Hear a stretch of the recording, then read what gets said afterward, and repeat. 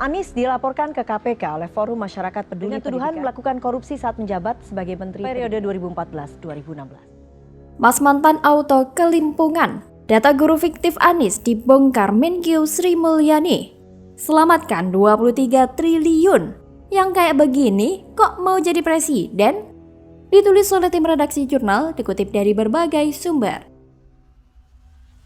Temuan ini seharusnya diserahkan ke KPK untuk ditelusuri lebih dalam. Apakah ada potensi korupsi atau tidak? Ibu Sri Mulyani menyatakan itu bulan Agustus. Dan kita sudah melakukan advokasi itu secara bawah tanah. Tapi kemudian media kan tidak menyoroti itu. Halo, kembali berjumpa dengan suara Fani Bakri di channel Media 45. Mantan Mendikbud Anies Baswedan beri data fiktif jumlah penerima tunjangan profesi guru atau TPG. Namun diselamatkan Menkyu Sri Mulyani. Sri Mulyani berhasil selamatkan setelah Anies beri data fiktif jumlah penerima TPG di provinsi tertentu. Pada 2016, pemerintah memberi apresiasi para guru yang bersertifikat dan memenuhi syarat sebesar 1 kali gaji setiap bulan melalui TPG. Data jumlah penerima TPG diberikan Anies sebagai Menteri Pendidikan kepada Kementerian Keuangan untuk dialokasikan dana. Sumber kata logika menyebut, dalam perjalanan, beberapa daerah protes dan melaporkan kejanggalan, hingga akhirnya Sri Mulyani ungkap dalam RDP Komisi 11 DPR pada 25 Agustus 2016. Ternyata kelebihan bayar menjadi senjata ampuh Anies untuk meraup keuntungan dari berbagai mega proyek maupun proyek menengah. Bagaimana tidak? Dalam 1 dekade ini saja berdasarkan temuan BPK maupun Kementerian Keuangan mengungkap bahwa Anies Baswedan entah menjadi Mendikbud maupun gubernur selalu menghambur-hamburkan anggaran lewat dalih kelebihan bayarnya. Bahkan catat, kasus kelebihan bayar melalui TGP faktanya justru diungkap oleh Kemenkyu, bukan Kemendikbud. Jika disebut Anies minta Kemenkyu, hentikan kelebihan bayar jelas omong kosong. Tidak butuh lama lagi, seorang Sri Mulyani untuk mengetahui postur anggaran dalam APBN baik dari sisi penerimaan dan pengeluaran. Faktanya, data penerima TPG tidak sesuai, apalagi saat divalidasi antara provinsi satu dan lainnya. Dari sinilah data fiktif Anies terungkap hingga kelebihan 23,3 triliun rupiah, sebuah angka yang fantastis. Kalau nilai segitunya mah bukan lagi modus kelebihan bayar dong, tapi praktek korupsi. Mana ada kasus markup anggaran kok sampai puluhan triliun? Itu mah cuma dalil Anies biar bisa nilep duit rakyat, biar bisa dipakai bancaan korupsi. Untung saja sih ada Bu Sri Mulyani yang siap sigap menghalau rencana busuk sang drama parodi Anies Baswedan. Terlebih, ulah Anies ini jadi perbincangan di kalangan menteri dan anggota DPR. Alhasil, Anies dipecat dengan meninggalkan catatan buruk. Wah, sungguh terlalu bukan? Anggaran APBN diboroskan dan dihambur-hamburkan. Tujuannya untuk apa? Mengapa istilah kelebihan bayar jadi populer di eranya? Dan paling anehnya, yang dapat mengendus ini adalah Badan Pemeriksa Keuangan. Kenapa bukan KPK alias Komisi Pemberantasan Korupsi? Sengeri itukah nama Anies Baswedan di kalangan KPK sehingga tidak tersentuh? Bahkan gedeknya lagi, kadal gurun para pendukung setia Anies masih saja mau dibodoh-bodohi Anies. Hingga nalar separuhnya tak mampu membedakan kalau Anies itu lebih mirip penjahat yang munafik, yakni santun tapi licik. Tapi masa bodohlah dengan buzzer-buzzer Anies yang terlanjur bego itu, yang sering lupa daratan kalau membela junjungannya. Lagian apa gunanya membela orang yang jelas-jelas bermasalah? Toh dengan begini Anies memang tak layak jadi presiden. Alih-alih jadi presiden, jadi capres saja sudah banyak batu sandungannya. Apalagi kalau beneran jadi presiden, bisa-bisa bangsa ini malah kena malapetaka. Memang lebih baik tidak perlu ada Anies di Pilpres 2024. Kalaupun ada isu Anies dijegal, peduli amat. Toh, kelompok intoleran yang mendukung Anies menggunakan cara-cara kotor untuk menjegal lawan politiknya saat Pilkada DKI 2017, barbar, licik dan busuk, dengki dan penuh kebencian, dendamnya setinggi langit.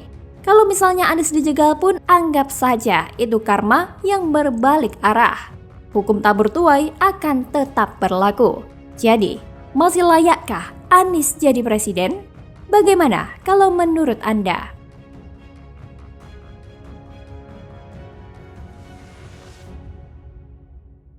Ini tim penyidik telah menemukan peristiwa pidana dugaan tindak pidana korupsi pada proyek pembangunan independen Power Production Fast Track atau program tahap 1 dan pengadaan tower dan konduktor transmisi tahun 2016 pada PT PLN. Anies kena imbas perusahaan milik keluarga JK digeledah. Modus para pengusung Anies Capres disinggung. Anies terancam gagal nyapres. Ditulis oleh tim redaksi jurnal, dikutip dari berbagai sumber. Anies, Anda berutang sama PKS. Anda dipilih pertama jadi gubernur oleh PKS dan Gerindra. Sekarang Anda didukung lagi oleh PKS. Halo, kembali berjumpa dengan suara Fani Bakri di channel Media 45. Pegiat media sosial John Sitorus mengomentari perihal perusahaan milik keluarga mantan Wakil Presiden Yusuf Kala atau JK yang digeledah oleh Kejaksaan Agung. Untuk diketahui, Kejagung melakukan penyidikan kasus dugaan korupsi pengadaan tower transmisi PT Perusahaan Listrik Negara atau PLN tahun 2016.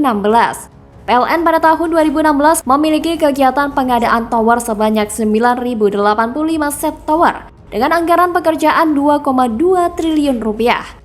Kepala Pusat Penerangan Hukum Kejagung, Ketut Sumedana, mengemukakan pengusutan kasus ini berdasarkan surat perintah penyidikan atau sprindik nomor Prin/F-2/F-D-2/FD-7/2022 tanggal 14 Juli 2022.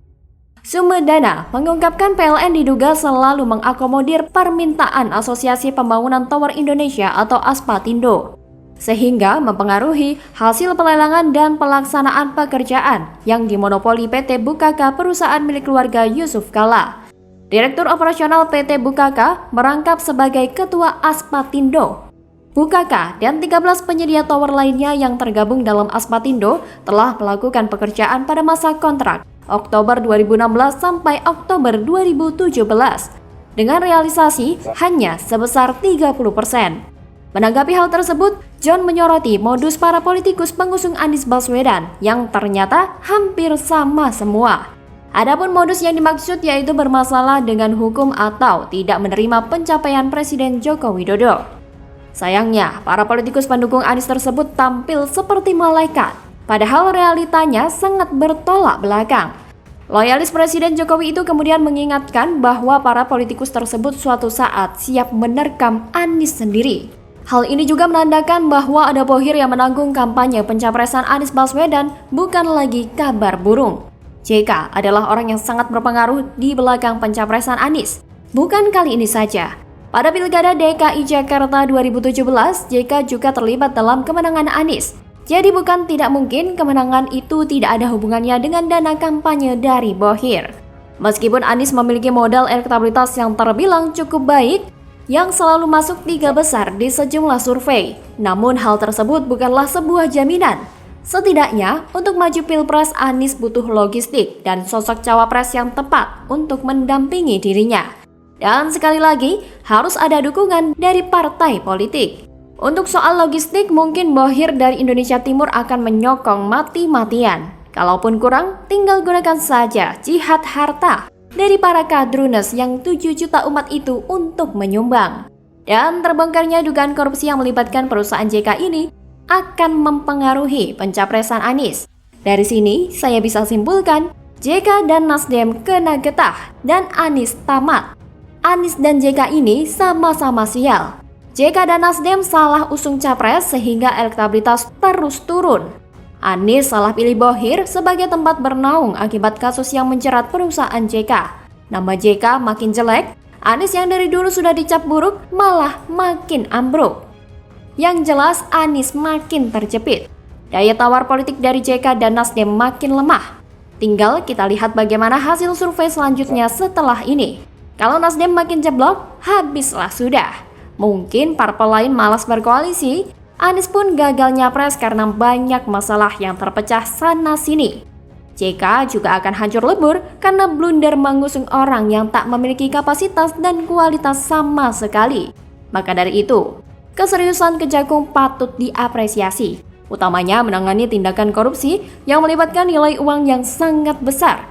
Keberhasilan Kejagung dalam membongkar korupsi proyek BTS di Kominfo yang mentersangkakan para pemimpin perusahaan yang terlibat sampai pada tingkat menteri patut kita beri apresiasi juga.